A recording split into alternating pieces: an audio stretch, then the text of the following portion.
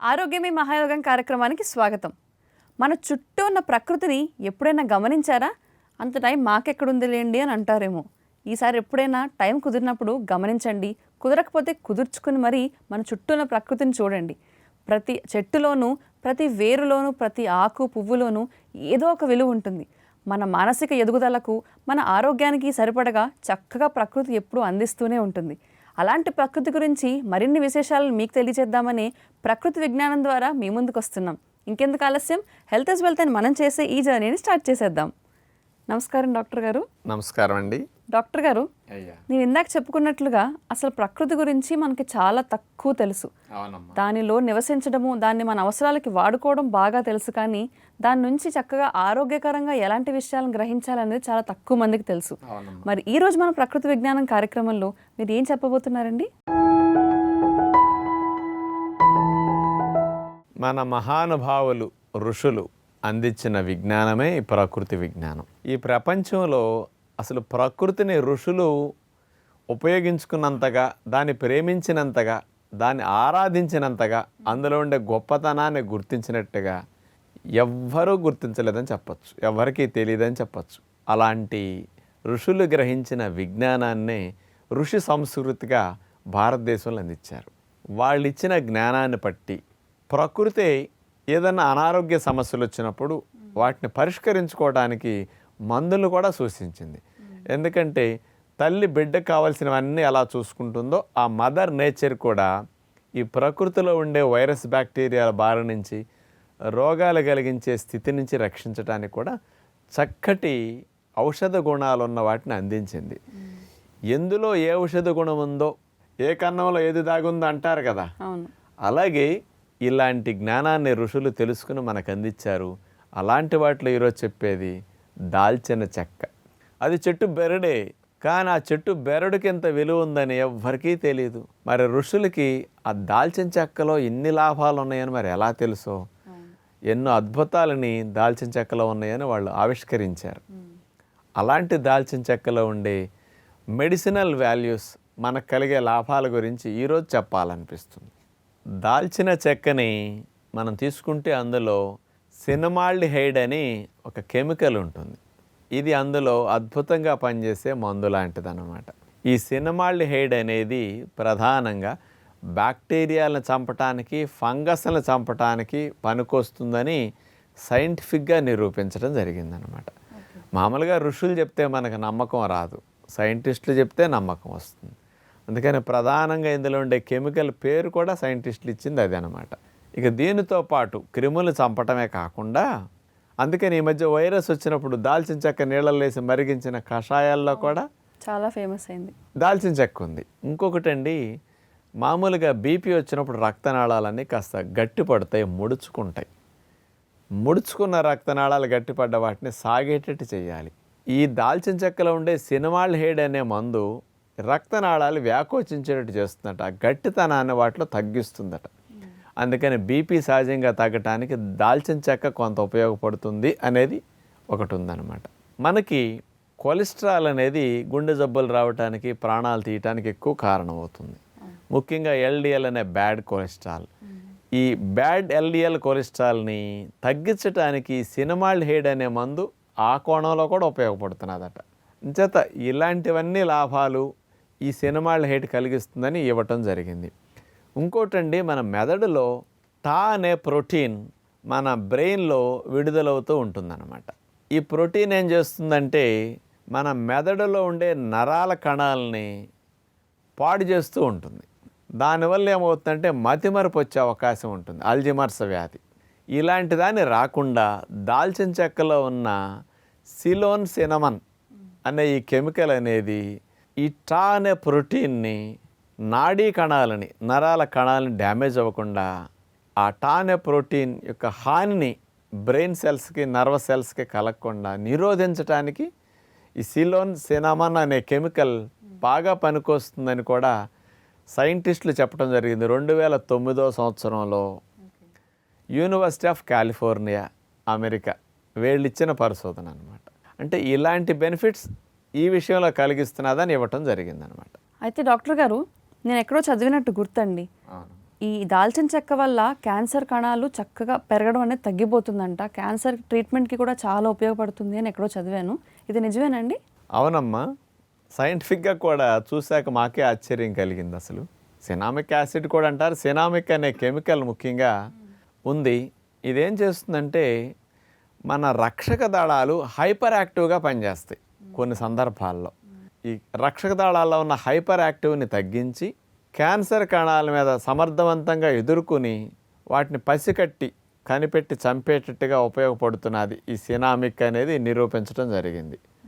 ఇంకొకటి, ఈ దాల్చిన చెక్కలో ఉండే సినమాల్డిహైడ్ అనేది క్యాన్సర్ మీద మరో రకంగా పనికొస్తున్నది అనేది సైంటిఫిక్గా ఏం చెప్పారంటే, మామూలుగా క్యాన్సర్ కణాలు మన శరీరంలో సంచరించేటప్పుడు ఈ సినమాల్డిహైడ్ అనే మందు క్యాన్సర్ కణాలు వాటంతటవే చనిపోయేటట్టు సంకేతాలు ఇస్తాయట. దీన్నే శరీరంలో నుండి కొన్ని జబ్బులు బారిన కణజాలం వాటంతటవే చనిపోయేటట్టు శరీరం ఆజ్ఞాపిస్తుంది. కణం లోపల ఉండే కెమికల్ ఒకటి ఆజ్ఞాపిస్తే కణం తనంతట తానే ఆత్మహత్య దాడిలాగా చచ్చిపోతాయి. దీన్నే ఎపెప్టోసిస్ అంటారు ఈ ప్రక్రియని. ఈ రకంగా క్యాన్సర్ మీద పనికొస్తున్నది అని 2014 సంవత్సరంలో యూనివర్సిటీ ఆఫ్ వియన్నా, ఆస్ట్రియా దేశం వారు చేసిన పరిశోధన ఈ క్యాన్సర్ మీద స్పష్టంగా వాళ్ళ 2 రకాల ఫలితాలు దాల్చిన చెక్కలో ఉండే సినామిక్ మరియు సినమాల్డిహైడ్ ఈ 2 కెమికల్స్ అలా పనికొస్తున్నాయని ఇవ్వటం జరిగిందనమాట. మరి డాక్టర్ గారు, క్యాన్సర్ని తగ్గిస్తుంది అని చక్కగా చెప్పుకున్నాము. కానీ దాల్చిన చెక్క వల్ల వేరే ఉపయోగాలు ఏమైనా ఉన్నాయంటారా? వేరే జబ్బులు ఏమైనా తగ్గిస్తుందా? ఇది ఇంకొక ఆశ్చర్యకరమైన వాస్తవం ఏంటంటే, షుగర్ వ్యాధి ఉన్న వారికి భలే బాగా పనికొస్తున్నదని 2010 సంవత్సరంలో human nutrition research centre, America దేశస్థులు వీళ్ళు చేసిన పరిశోధనలో స్పష్టంగా వచ్చిందనమాట. ఏమిటి అంటే 2-హైడ్రాక్సీ సినమాల్డిహైడ్ అనే కెమికల్ ముఖ్యంగా ఇది బీటా సెల్స్ని యాక్టివ్ చేస్తుందట. ఇప్పుడు నడిచే గుర్రానికి ఒక కొరడా దబ్బేసామనుకోండి, ఊపందుకు స్పీడ్గా వెళుతుంది. అలాగే ఈ 2-హైడ్రాక్సీ సినమాల్డిహైడ్ అనేది బీటా సెల్స్కి స్టిమ్యులేషన్ ఇస్తుందట. అందుకని బీటా సెల్స్ యాక్టివ్గా పనిచేసి ఇన్సులిన్ ప్రొడక్షన్ని పెంచుతున్నాయట. ఈ సినమాల్డిహైడ్ అనేది ప్రధానంగా ఒక బెనిఫిట్ని ఏమిస్తున్నదంటే ఇన్సులిన్ యొక్క మంచి క్వాలిటీని పెంచుతున్నదట.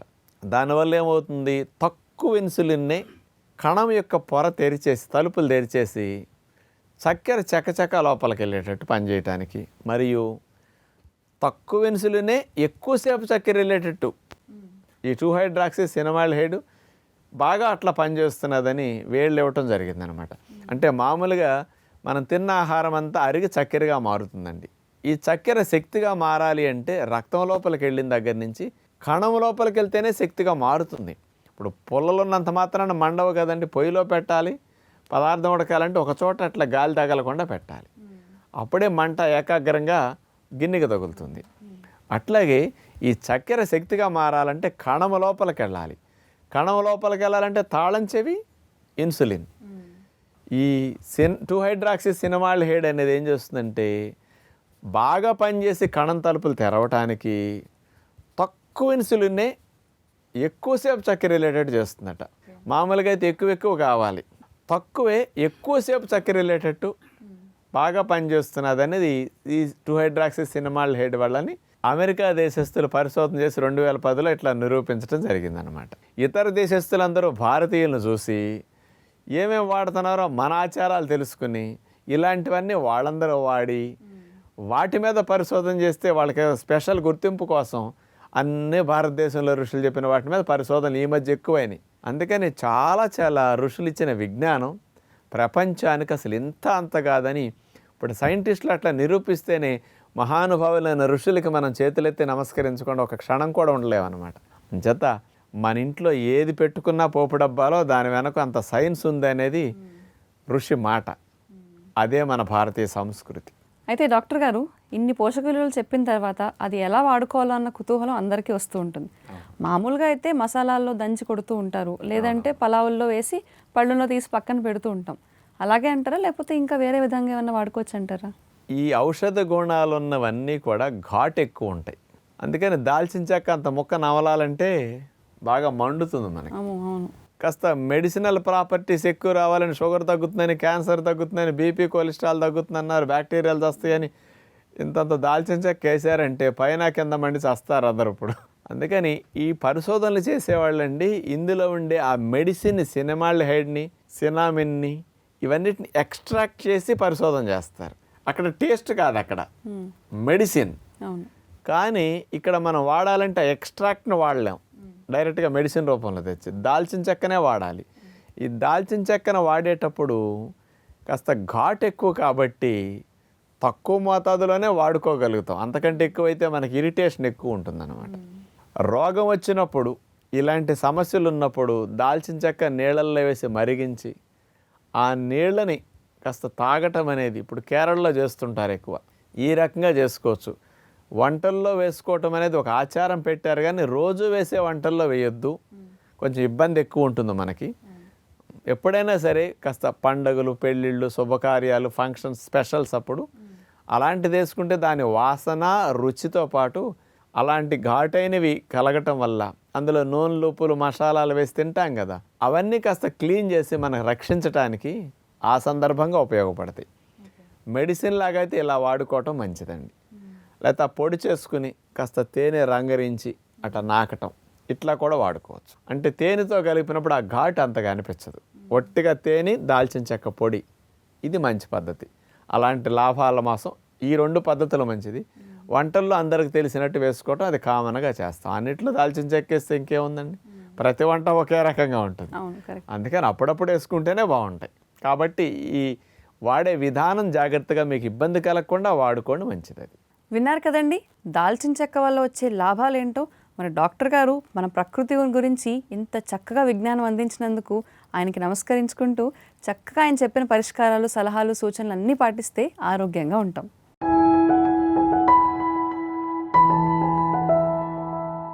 మరి ప్రకృతి విజ్ఞానం అన్నాక ఆ ప్రకృతి నుంచి తీసుకునే వాటిని వండుకోవాలి. మరి ఆ వండుకునే పద్ధతి కూడా కరెక్ట్గా ఉంటేనే మనం ఆరోగ్యంగా ఉండగలం. అందుకనే డాక్టర్ గారు మన సూపర్ ఫుడ్ వంటిల్లే వైద్యశాలలో రోజు ఒక రెసిపీని టేస్టీగా ఎలా చేసుకోవాలో చెప్తున్నారు కదా. ఈ రోజు రెసిపీ ఏంటో ఆయన్ని అడిగి తెలుసుకుందాం. డాక్టర్ గారండి, ఈరోజు మన ప్రేక్షకులందరి కోసం చక్కగా ఏదైనా వంట వండుకునే పద్ధతిని చూపిస్తారా? ఎన్ని రకాలు విడివిడిగా వండుకు తిన్నా లోపలికి వెళ్ళి పడేది ఒకే సంచిలో. అందుకని అన్ని రకాలు విడివిడిగా వండుకుని గంటల తరబడి పొయ్యి దగ్గర నుంచి టైం వేస్ట్ చేసుకునే కంటే అన్ని వెజిటబుల్స్ని కలిపి వెజిటబుల్ కూట్లాగా ఒకే రకంగా చేసేసుకుంటే చాలా సింపుల్గా పని అవుతుంది, చాలా సులువుగానే తినచ్చు. ఈ మిక్స్డ్ వెజిటబుల్ కూట్ అద్భుతంగా పనికొస్తుంది. అందుకని సులువుగా ఆరోగ్యంగా వండుకునే టెక్నిక్ని మీకు ఈ మిక్స్డ్ వెజిటబుల్ కూట్ హెల్దీగా ఎలా చేసుకోవాలో ఈరోజు కార్యక్రమంలో మీకు మేము చూపిస్తున్నాం. చూడండి. ముందుగా మిక్స్డ్ వెజిటబుల్ కూట్ తయారు చేయడానికి కావాల్సిన పదార్థాలు: క్యారెట్ ముక్కలు 100 గ్రాములు, బీన్స్ ముక్కలు 100 గ్రాములు, సొరకాయ ముక్కలు 100 గ్రాములు, టమోటా ముక్కలు 100 గ్రాములు, పెసరపప్పు 50 గ్రాములు. ఈ వెజిటబుల్స్ అన్నీ ఉడికించడానికి పాలతో ఉడికిస్తాం. దాని కొరకు పాలు 100 ml, కొబ్బరి పాలు 1 కప్పుడు, కొబ్బరి తురుము 50 గ్రాములు, ఎండుమిరపకాయలు 4, జీలకర్ర కొద్దిగా, మిరియాలు కొద్దిగా, పసుపు కొద్దిగా, నిమ్మరసం కొద్దిగా, మేగడ 1 టీ స్పూన్, కరివేపాకు కొద్దిగా, కొత్తిమీర కొద్దిగా. ముందుగా పొయ్యి మీద చిన్న ప్రెషర్ కుక్కర్ పెట్టేసేయండి.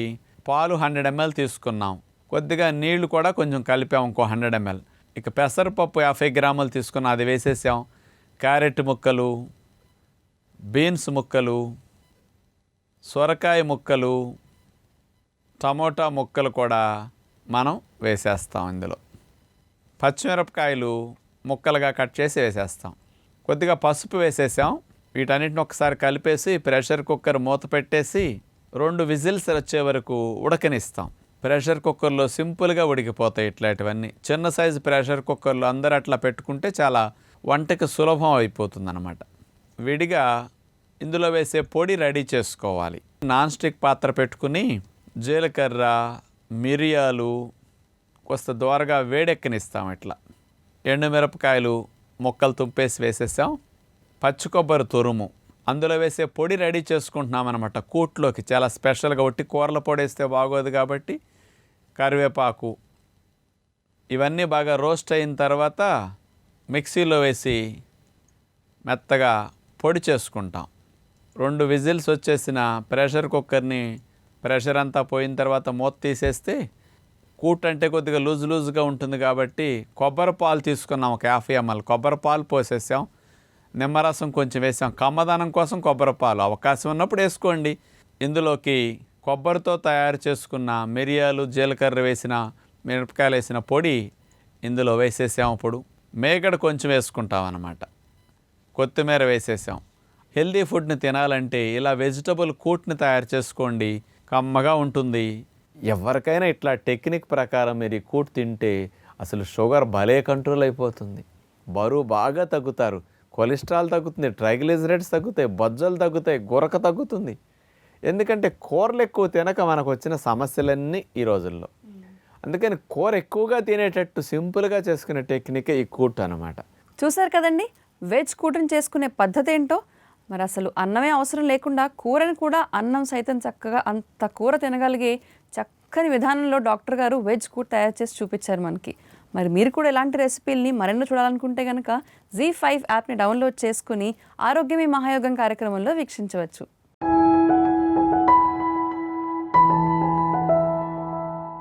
సంపూర్ణ ఆరోగ్యం కోసం మనం రోజు ఆసనాలని, వ్యాయామాలని నేర్చుకుంటూ ఉంటున్నాం. అవి ఇంట్లో ప్రాక్టీస్ కూడా చేస్తున్నాం కదా. మరి అలాగే ఈరోజు డాక్టర్ గారిని అడిగి ఏ వ్యాయామం చెప్పబోతున్నారో కనుక్కుందాం. డాక్టర్ గారు, ఈరోజు మా ప్రేక్షకుల కోసం ఏ వ్యాయామం లేదంటే ఆసనం చూపించబోతున్నారండి? షుగర్ వ్యాధి ఉన్నవారికి ఆహార నియమాలే షుగర్ని తగ్గించడానికి కాకుండా అది 60% 70% ఆహార నియమాల ద్వారా షుగర్ కంట్రోల్ అవుతుంది. వ్యాయామాలు కూడా షుగర్ వ్యాధిని నియంత్రించడానికి అద్భుతంగా ఉపయోగపడతాయి, ఆసనాలు ఉపయోగపడతాయి. ఈరోజు ప్రధానంగా డయాబెటీస్ ఉన్నవారికి ప్యాంక్రియాస్ గ్రంథి బాగా పనిచేయటానికి, ఇన్సులిన్ని బాగా ఉత్పత్తి చేయటానికి, ఇన్సులిన్ క్వాలిటీ పర్ఫెక్ట్గా ఉండటానికి ఉపయోగపడే ఆసనాలు ముఖ్యమని చూపించబోతున్నాం. ఈ డయాబెటీస్ తగ్గించడానికి చేసే ఆసనాల్లో పశ్చిమోత్తానాసన్ ఒకటి, అది మనం చూడబోతున్నాం. ఇలా కాళ్ళు చాపేసి దండాసనంలో ఫ్రీగా మనం కూర్చున్న తర్వాత 2 చేతులు పైకట్లా లేపేసి స్ట్రైట్గా 2 కాళ్ళని దగ్గరకు జరిపి ఉన్నాయి, పాదాలు కలిపేసి ఉన్నాయి. చేతుల్ని వంచుతూ ముందుకి గాలిని వదిలేస్తూ నడుమును వంచుతూ చేతులతో పాదాలు అట్లా పట్టుకుని ఇంకా గాలిని వదిలేసి తలను తీసుకెళ్ళి మోకాళ్ళు తగిలేటట్టుగా మూతి భాగంతో మోకాలు భాగాన్ని ముద్దు పెట్టుకునేటట్టుగా మనం ఫార్వర్డ్ బెండ్ అవుతాం. ఇప్పుడు చెస్ట్ అంతా కూడా చూడండి తొడలకి ఆనిచ్చే విధంగా మనం బెండ్ అయితే మంచిది. ప్రయత్నం అట్లా చేయాలి. 2 మోక చేతులు అలా నేలకు టచ్ అయిపోతాయి అన్నమాట. రొమ్ము భాగం, పొట్ట భాగం అంతా కూడా తొడలకు ఆనేంత వరకు వంగగలిగితే బాగా మంచిది, పూర్తి స్థితి వచ్చినట్టు. అలా రానప్పుడు కనీసం తలన్నా మోకాళ్ళకు ఆనేటట్టు, లేకపోతే మూతన్నా మోకాళ్ళ భాగంలో ఆనేటట్టు వంగుతాం. కింద అలాగే ఉన్నంతసేపు గాలి పీల్చకుండా అదే స్థితిలో మనం ఉంటామన్నమాట. ఇంకా ఆసనంలో ఎక్కువసేపు ఉండాలంటే మెల్లగా గాలి తీసుకుంటూ ఉంటారు. నాకు ఉండలేకపోతున్నాను, నొప్పి వచ్చేస్తున్నదంటే మెల్లగా గాలి తీసుకుంటూ పైకి లేవచ్చు అనమాట. షుగర్ వ్యాధి ఉన్నవారు తగ్గించుకోవడానికి, అలాగే షుగర్ వ్యాధి లేనివారు వారసత్వంగా షుగర్ వచ్చే అవకాశాలు ఉన్నాయన్న, ఏజ్తో పాటు షుగర్ వచ్చే అవకాశం ఉందనుకున్నవారు ఇలాంటి ఆసనాలు చేస్తే షుగర్ వ్యాధి రాకుండా చక్కగా లాభం చేకూరుతుందన్నమాట.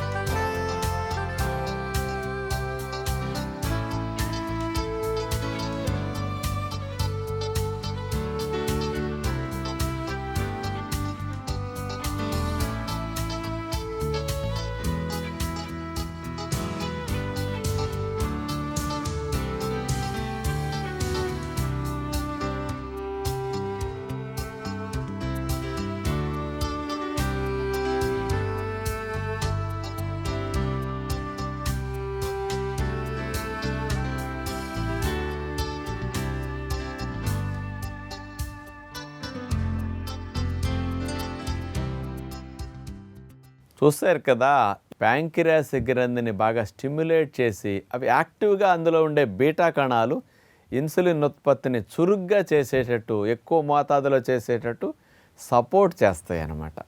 మరి ఇలాంటి ఆసనాలన్నీ కూడా సైంటిఫిక్గా కూడా డయాబెటీస్ మీద పనికొస్తున్నాయని ఇప్పుడు బెంగళూరులో వివేకానంద యోగా యూనివర్సిటీ ఉంది స్పెషల్గా.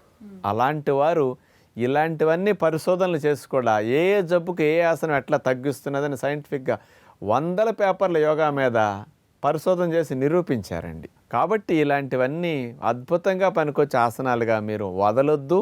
షుగర్ వ్యాధి ఉన్నవారు చేస్తే తగ్గుతుంది, లేని వారు చేస్తే రాకుండా ఉపయోగపడుతుంది అన్నమాట. చూశారు కదండి, డయాబెటీస్తో బాధపడే వాళ్ళందరి కోసం కూడా డాక్టర్ గారు చక్కగా ఆసనాలు చూపించారు. మరి ఇలాంటి ఆసనాల్ని మీరందరూ ప్రయత్నించండి. ఉన్నవాళ్ళు తగ్గించుకోవచ్చు, రాని వాళ్ళు రాకుండా నివారించవచ్చు. చూశారు కదండి, ఈరోజు ఆరోగ్యభరితంగా సాగిపోయిన ఎపిసోడ్ని. మరి రేపటి ఎపిసోడ్లో మళ్ళీ కలుద్దాం. అంతవరకు సెలవు. నమస్కారం.